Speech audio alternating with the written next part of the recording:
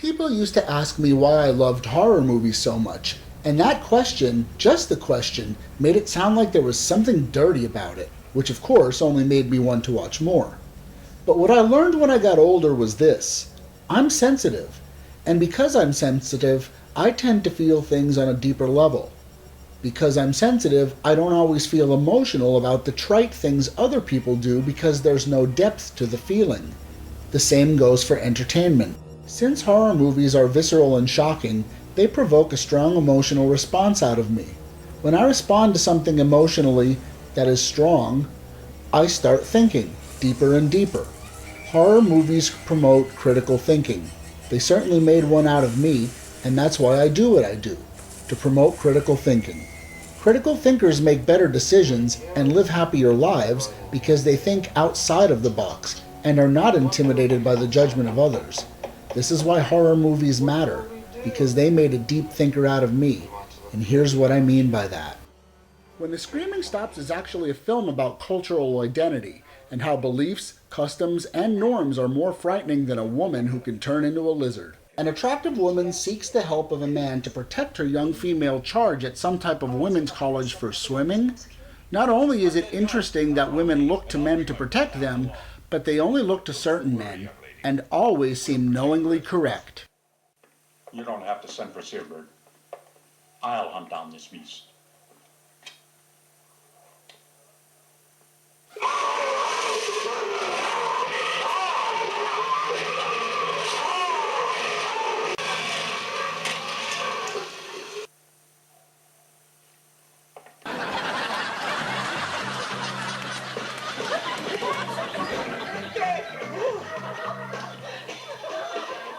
It's ice cold. Pretty soon we won't be able to swim anymore.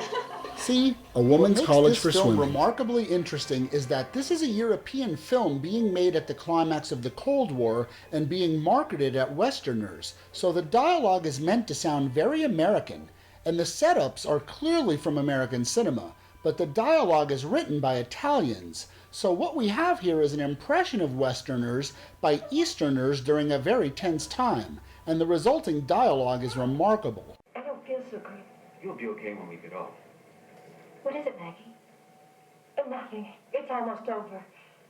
Like they say, I think the kid's got football boots, and he uses them to take dancing lessons. And the interactions between the characters illustrate the strange impression we give Easterners about how we treat each other and how we confuse the validity of our emotions for entitlement to act upon them. Very nice guy. I like Carol a lot, too, and she's crazy about him. But don't let the flattery go to your head. He never lets a chance go by. What's the matter? Don't you like him? I like him a lot. He's my best friend. But the fact is, Carol's my sister. And it clearly illustrates our flippant attitude toward the big stuff. Take over? I'd love to. Okay. Keep your eye on the compass and correct the bearing if the needle slips away from this point. It's easier to do than explain. Very good. Thank you. What was your first authentic theatrical horror experience? The first theatrical exhibition of a horror film that I can remember seeing took place in the summer of 1982 at the Highway Drive-In in Fountain Springs, Pennsylvania, just outside of Ashland, and it was on a double bill. The exhibition was American Werewolf in London and Halloween 2. I was there to see Halloween 2. I had just seen Halloween premiere that previous October on NBC.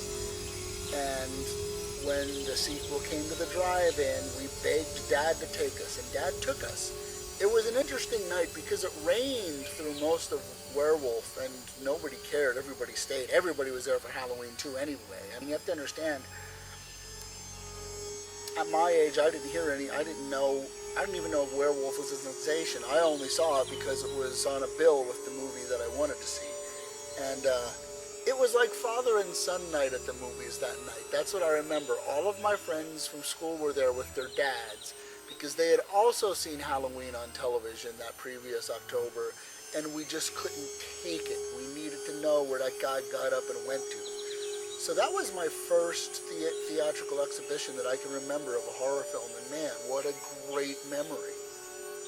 Some other good memories I have, I remember seeing Friday the 13th, the final chapter on opening day. People were crazy, insane. What a good time.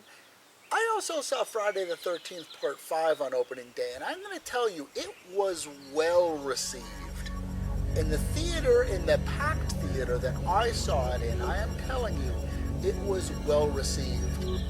I love Kane Hodder and all, and what he did, what he contributed to that series is fantastic, but honestly, man, I will forever wish that we got the Tommy Jarvis storyline. It was really shaping up to be something, man. Seeing The Exorcist in 2000 upon its re-release in New Brunswick, New Jersey, with a packed house, and their terrified reaction to a film that was already older than they were, what a great time that was. That was a great exhibition. Theatrical experiences are so important because you have to understand the director shot them to be exhibited on these screens in CinemaScope. The theatrical experience is important. Please, if you feel motivated to see a film, see it theatrically. There is no other experience like it. That's what they are made for, to be experienced in a theatrical exhibition.